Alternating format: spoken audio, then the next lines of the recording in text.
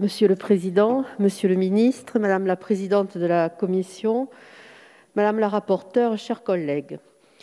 Avoir l'ambition d'améliorer le système de santé ne suppose pas uniquement de se reposer sur la confiance et de la simplification. Elle nécessite avant tout de pouvoir s'appuyer sur une évaluation ou une expertise sérieuse permettant aux législateurs d'arbitrer des choix qui peuvent s'avérer lourds, notamment pour l'hôpital public. Or, la nature même de votre texte nous empêche de pouvoir bénéficier de l'avis du Conseil d'État ainsi qu'une étude d'impact qui aurait été à même de pouvoir nous renseigner sur les conséquences des modifications que vous souhaitez introduire au niveau, par exemple, des GHT. Nous le regrettons fortement et nous l'avons ainsi rappelé dans notre motion de rejet. Annoncée comme la transposition des mesures non budgétaires du Ségur, nous constatons que seule la moitié des articles de la PPL y fait référence. Il est vrai que les conclusions de ce Ségur de la santé, présentées le 10 juillet dernier aux organisations syndicales, ne contenaient que peu de grandes avancées concernant les pistes de réorganisation de notre système de santé. Pour le reste, vous introduisez des mesures disparates et sans cohérence qui forment un texte composite dont certaines dispositions sont dangereuses et suscitent une opposition importante de la part des ordres, des syndicats, des professionnels et maintenant, à l'issue des travaux de la commission, y compris les sapeurs-pompiers.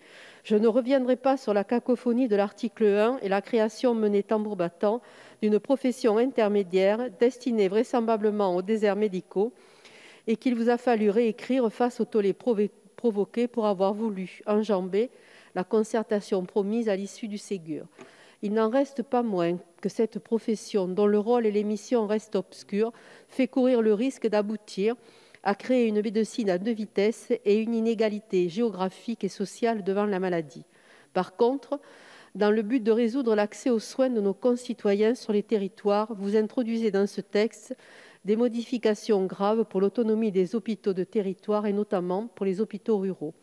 Les articles de votre proposition de loi concernant les GHT vont de manière très surprenante à l'encontre de ce que prône votre plan Ma Santé 2022, en donnant ainsi davantage de pouvoir aux établissements supports des GHT et en éloignant encore plus les réponses aux besoins en santé des usagers. Il contrevient même à l'esprit de la création des GHT qui n'avait en aucun cas pour but de procéder à une centralisation totale des pouvoirs au sein de ces établissements supports. Alors certes, le principe d'automaticité des directions communes a laissé place, à l'issue de nos travaux en commission, à un intérim d'1 an, mais il ne fera que retarder légèrement au final la mise en place de directions communes. Chaque directeur d'hôpital doit conserver son autonomie, car si rien ne peut nous garantir que cette complexification de l'administratif va aboutir à ce que les patients soient mieux soignés, nous observons par contre que ce dispositif est davantage centré vers un objectif d'économie budgétaire que vers celui des améliorations de la qualité des soins. En vous basant sur les études de l'IGAS de la Cour des comptes, qui se sont limitées aux seuls aspects financiers, vous êtes réellement en train de changer insidieusement la loi de 2016 de modernisation de notre système de santé. Le GHT est un outil de coopération où chaque établissement de santé occupe une place stratégique. Il n'existe d'ailleurs pas de GHT type. Chacun a ses propres contraintes structurelles, géographiques, démographiques, historiques, dans lesquelles chaque établissement a un rôle important à jouer dans ce maillage territorial.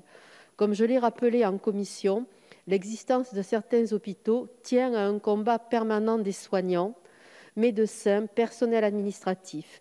Si l'échelon du directeur qui est leur porte-parole, celui qui défend l'établissement, disparaît, il y a le risque que l'établissement ne périclite et que les décisions soient prises à son détriment par le directeur de l'établissement support du GHT.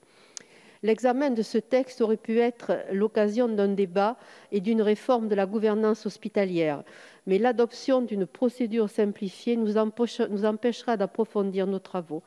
C'est pourquoi notre groupe ne votera pas dans l'urgence ce texte qui présente des dispositions trop graves et non évaluées pour les hôpitaux de proximité. Je vous remercie.